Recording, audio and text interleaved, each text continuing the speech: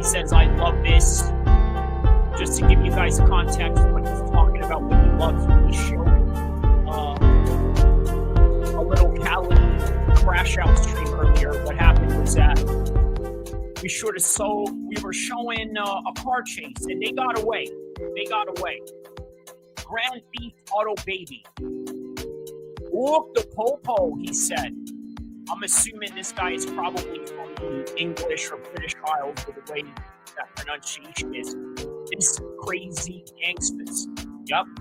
Good riding. Pack riding. Yeah, that was one of the most exciting car chases that I've ever seen, man. And you only get it right here on Kyrie El-Kheer MMA, the most epic mixed martial arts channel in the history of mankind. Conference call podcast. Daggy's Rider. Yup. Drug smuggles. Guru. Yup.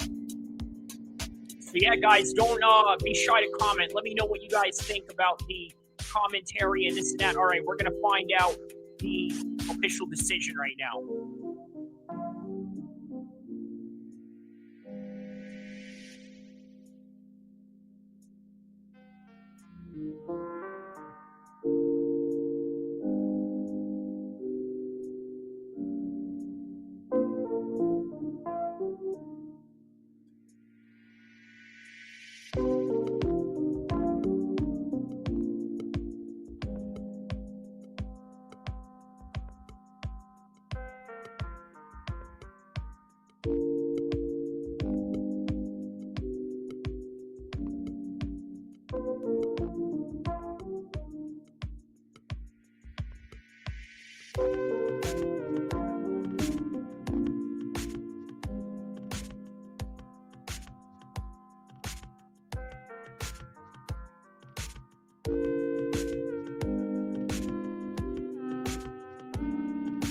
Knockout power, but then there's a lot that just don't. And this is just one of those situations.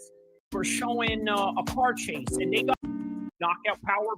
Look, here's the thing with women's MMA. It's very hard boxing, which, okay, how about this? This is her last fight now. She is now retiring, and then she gets the mic time with Daniel Cormier. How about this? First fight of the night, loses by decision. Hey, look, I tell you what.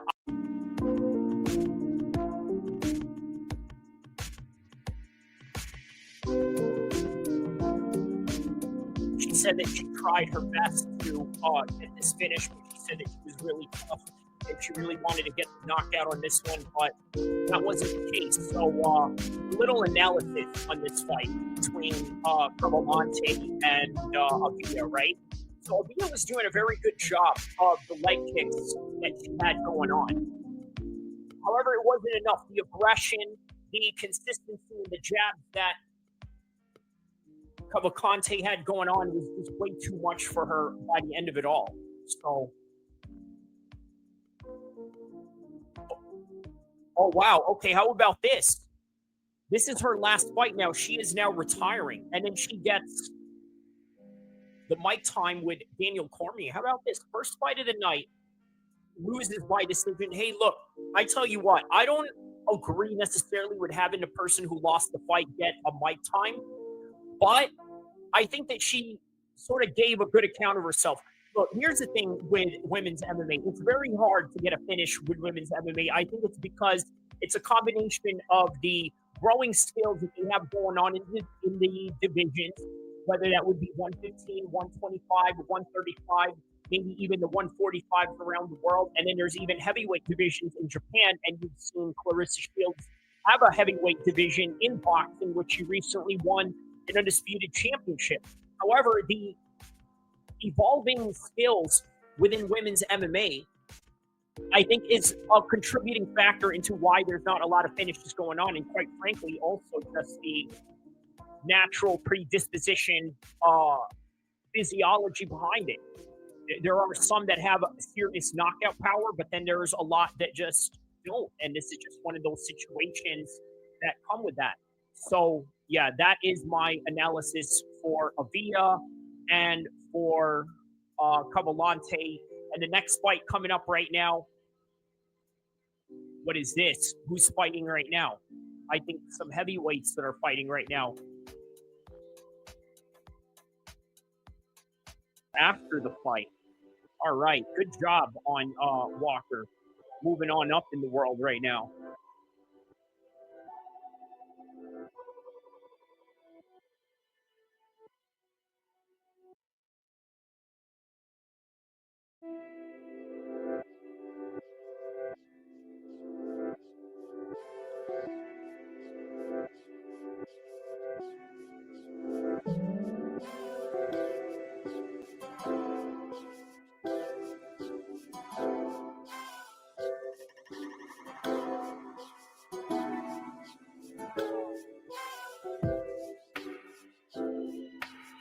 And looks for the heel hook, right?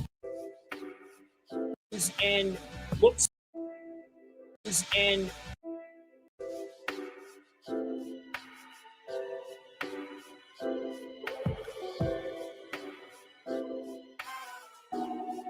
all right. So this out, right? This is what I got going on for Walker and Hayes. Very simple. Shoots in, goes in there, takes him down, and then out of nowhere he goes and looks for the heel hook, right? Just like what he did in his last fight. Don told me he'd seen it, but he didn't, and that's the name of the game, and that's how it rolled. That's how it ended, and that was what it was by the end of the day. But I tell you what, a lot of these heavyweights are going to have to look out for for Walker, just like what Hayes had to look out for Walker tonight. But they really got to look out for Walker with those heel hooks, because he can catch it at any time. Whether you're on top of him, let's say you're a dominant wrestler and you're on top of him, he can catch you with those heel hooks. If he's on top, he's now demonstrated that he can do that to you right on top position. And if you go anywhere near his legs, or if he has his legs anywhere near yours and he can get that figure four locked right in, man, you may not be able to escape. And I don't know, man. I just don't see a lot of heavyweights working a lot on heel hooks or leg locks. This guy does. It's going to be a very dangerous person to deal with. So, shout outs to Hayes for trying, but by the end of the day, a guy like Walker is going to be dangerous on the ground, especially with these evolving heel hooks he's got going on. You know how it is in a video game, right? Whenever you lock in a submission, you unlock the next star and the next star. He's right now on the 5-star level of heel hooks. That's how dangerous he is. But as for Hayes, I think we can move on after this. Get a fight from another heavyweight, an exciting fight where he doesn't have to deal with somebody that has this type of submission prowess, and get into brawls and get into hard-nosed fights, or maybe even display some of his wrestling skills in his next fight. But tonight, it was Walker's night, and then how about just right after him and his brother get into a little wrestling match right after the fight? So, good practice, good leg lock, and moving on to the next fight between Smith and Morales. There was a lot of good boxing jabs by Smith. He was so fast. This guy was so fast. He did whatever he wanted. If he wanted to shoot in on Morales, he was able to do that. He busted him up top with the constant jabs, the constant movement. And as far as Morales goes, he was doing pretty good in the scramble exchanges. Look at this. At the end of the fight, he took him down. He sort of slammed him in the end. Had great scrambles in every single part of the fight. But I think the Smith and his speed was just way too much. And this is the reason why I think he took the decision on this one. But great on Morales. So he did a very good job. But Smith was just a couple of seconds way quicker than Morales. And that's the way that it goes. So here we go. We are about to hear the official decision right now between Smith and Morales.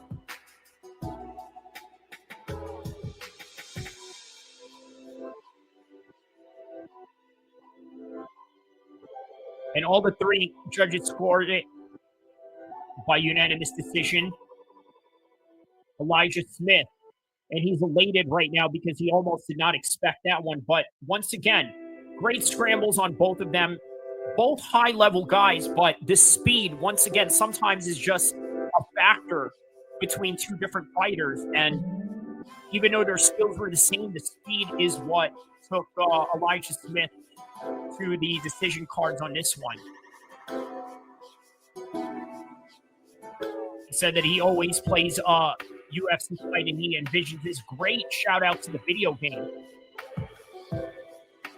6-fight win streak, 8-1 right now. Great job on the part of Elijah Smith. All right, so right after that, now moving on to the next upcoming fight.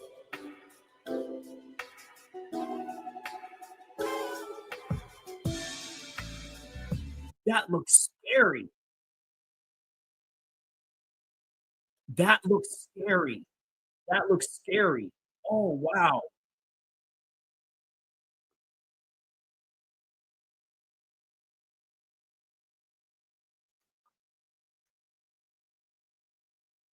That looks really scary.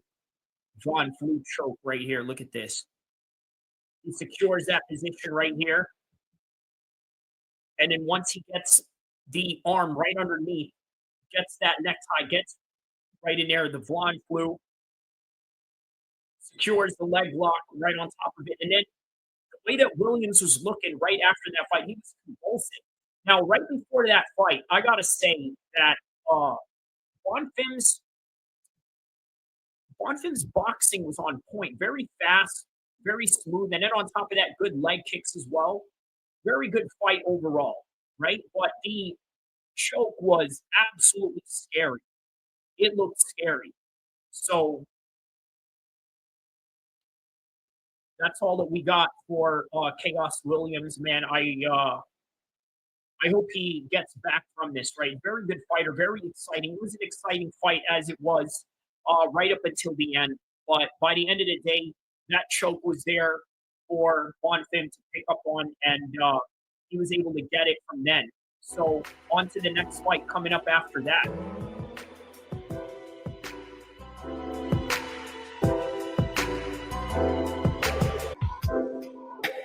Darce choke by Von Fim.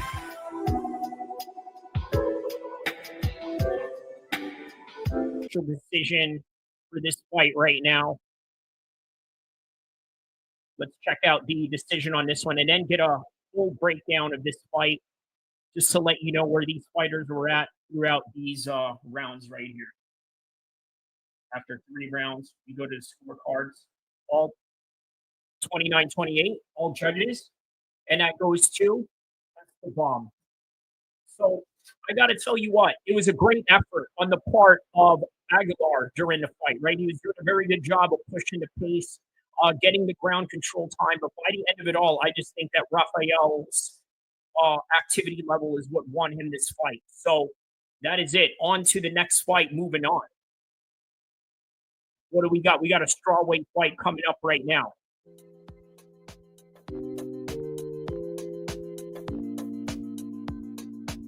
And that's going to be Souza versus Angela Hill.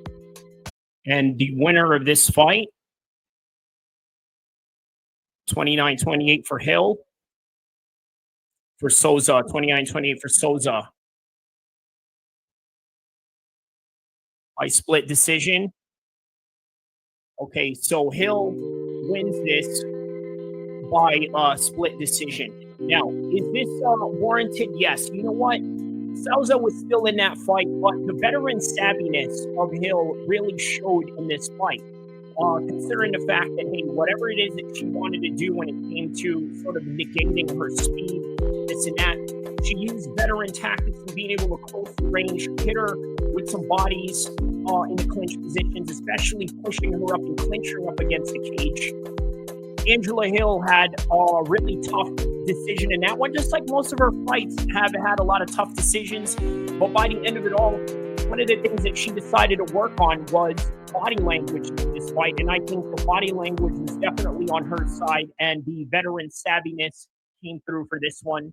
So on to the next fight right after this.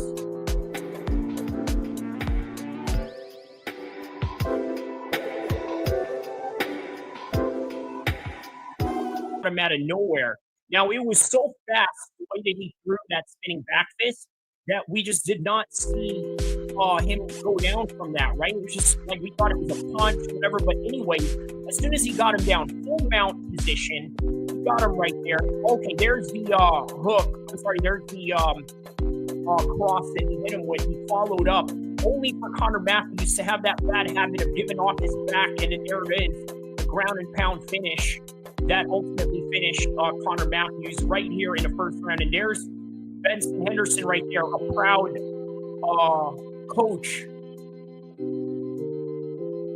and a good start for the Arizona boys off of this fight. Yeah, great job on Delgado. By the way, prior to that, the way Delgado was going about the fight, right? He was going about it in a way where he was sort of mixing up the strikes, right? Just giving different looks, giving different weapons, great shots, punch kicks, anything that he can do to offset Conor Matthews. And out of nowhere, he got that spin punch, knocked him down, and ground and pound finish off the back. So congrats to Delgado on that one. On to the next one.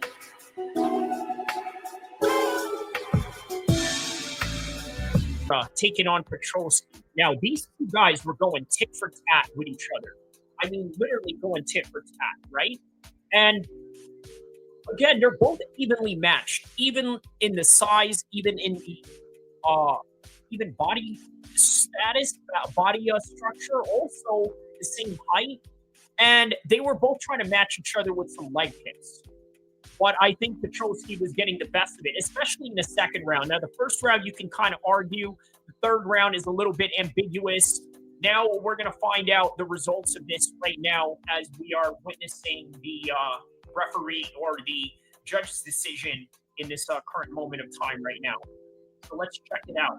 But while we check it out, let's see if they have stats for this fight. No, not yet. This fight is very fresh. Again, when I do these breakdowns, I do them straight away, because what a lot of people like to do is do it like maybe hours later, and maybe they forget small little details that they need to give out. But let's see who won this fight between Petrosky and Vera. By unanimous decision, Andre Petrosky. So I think the significant strikes on Andre Petrosky, surprisingly, not as high on the striking percentage as, let's say, Adolfo Vieira, not in the significant strikes or the total strikes. None of them got takedowns on each other. There were some great clinch exchanges there. 7 takedown attempts by Adolfo Vieira, but Petrosky was in there literally hurting this guy to the point where he was about a few kicks away from really debilitating him. But Adolfo Vieira just sort of went tit for tat with him as well and started throwing kicks his way. But by the end of it all, I think the accuracy, or at least the overall, I guess a few good shots there kind of got the judges thinking, you know what, maybe he got it. And then the attempts on Adolfo Vieira looked sort of maybe desperate. And then the leg kicks, I think, really played a factor. Vieira was going tit for tat with him. It's a unanimous decision, but I wouldn't necessarily agree with it. Oh, wow. And how about this? Andre Petrosky is calling out Bo Nickel. That's a great way to put a bow on it. No pun intended. So on to the next one. The official decision for this fight right now. Let's check out the decision on this one and then get a full breakdown of this fight, just to let you know where these fighters were at throughout these rounds right here. After 3 rounds, we go to the scorecards. All 29-28, all judges. And that goes to the bomb. So I got to tell you what, it was a great effort on the part of Aguilar during the fight, right? He was doing a very good job of pushing the pace, getting the ground control time. But by the end of it all, I just think that Rafael's activity level is what won him this fight. So that is it. On to the next fight, moving on.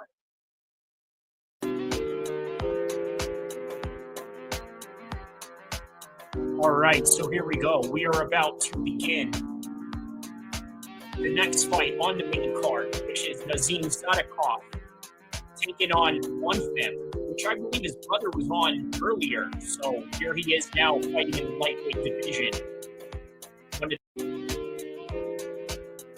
He's going to take on Song Yadong.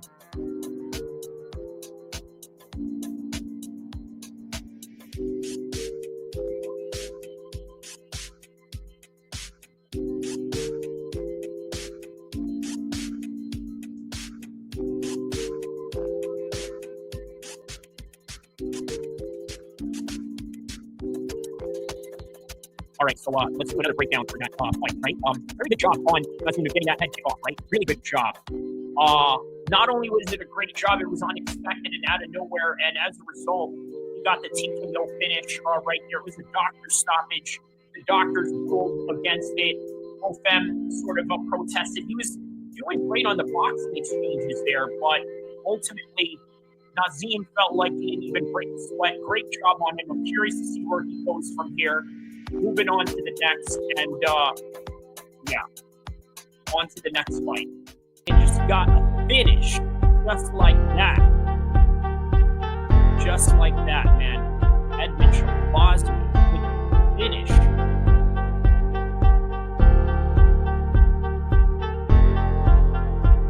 Wow. Just slides out over the top, and boom, there's the straight right hand, and then finishes up with a ground and pound right there. So, all right. Listen to that right hand right there. Bam!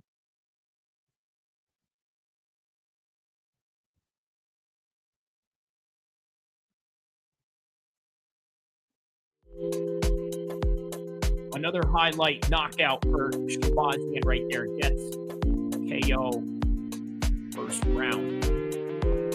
So, yeah, I think the way Butko was trying to swing wild for the fences on that one, I think Edmund Shabazian saw an opening there, and as a result of seeing that opening, he decided, hey, you know what? I'm going to take full advantage of this, hit him with the right, he goes down, he catches him at the right time, ground and pound finish. That is all she wrote. Now, on to the co-main event of the evening. Of that fight, and obviously, Youssef Zalal won that fight. You know what? As I am recording this, and as I am time-stamping this into a post-fight show, I need you to understand that I'm not even waiting for the decisions right now as the commercial is going on. Because the way that Youssef Zalal broke down that fight, it was absolutely brilliant. He moved around side to side. He was not stationary. It was very difficult for Calvin Kattar to hit him. And as a result, Youssef Zalal got the decision win on this one. It was a very easy win.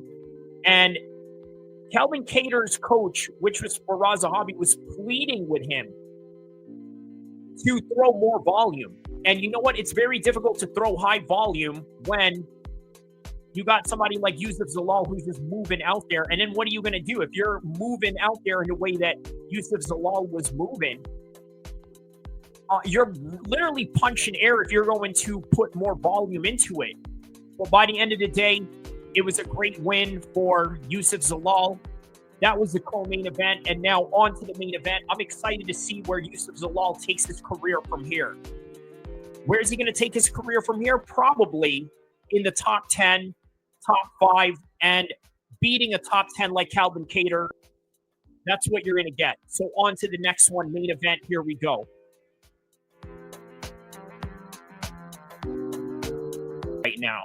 Well, I certainly did, at least in the beginning of the fight. Now, in the first round, it was like every time Jared Cannonier was trying to throw at Rodrigues, he was not successful because whatever it is that Rodrigues threw, it seemed to come a lot harder and knocked him down a few times. But man, the resilience of Jared Cannonier just fighting back, right? And I knew that at some point, with all the wrestling that he was doing on Rodrigues, every time Rodrigues was rocking him, what does the veteran of Jared Cannonier do? He goes and he wrestles him. As soon as he goes and he wrestles him, guess what happens? Okay, he gets taken down, and after that, he's draining his battery. So as soon as he drains his battery, he rocks him in the third round, at the end of the third round, and then just out of nowhere, he goes for the finish and takes out Rodrigues. I got to tell you, man, Rodrigues was looking really good. I thought, you know what? This is a gatekeeper right here in Jared Cannonier. He's the guy that's gatekeeping, and Rodrigues is the guy that's coming up. But Jared Cannonier just showed why. He's been in a lot of main event spots, whether it was a pay-per-view against Izzy, which, by the way, many people sort of looked at as a lackluster performance by Izzy, or just Jared being in there with just the constant best guys in the world and going 5 rounds after 5 rounds, and eventually Rodrigues was just not able to keep up. And there's Rodrigues right there being given props to by Jared Cannonier. Now let's listen into Jared Cannonier's interview with Daniel Cormier, and then we're going to call it a night right here. And by the way, guys, don't forget to like and subscribe, and let's hear this.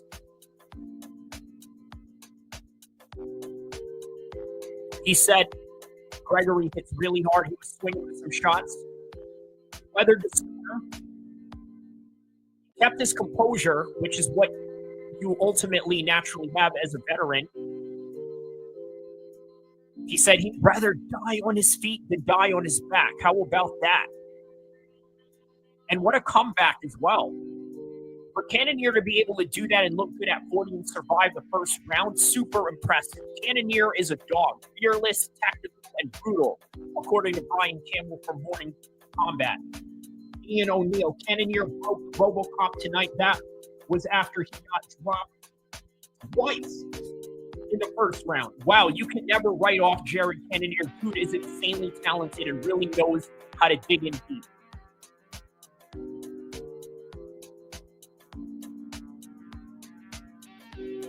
Look at this. The elbow comes in. Boom.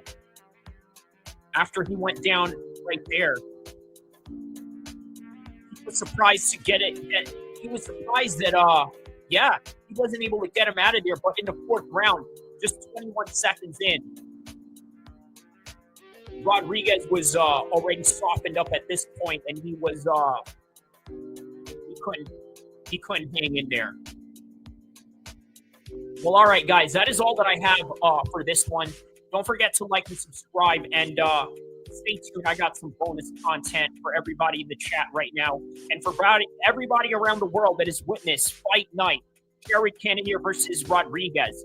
This was a great fight night. You got to understand, a lot of these fight nights are sometimes overlooked. Even myself, I overlooked them. Heck, I didn't even do a prediction for this fight. I didn't even do a breakdown for this fight. I just showed up on the day that it was live streamed. Here I am, breaking down this fight. As a result, it was a great fight nonetheless. It was a great night of fights. Exciting, top to bottom. Take a look at all the breakdown that I have from Fight 1 all the way to the main event. I will see you guys in the next one, inshallah.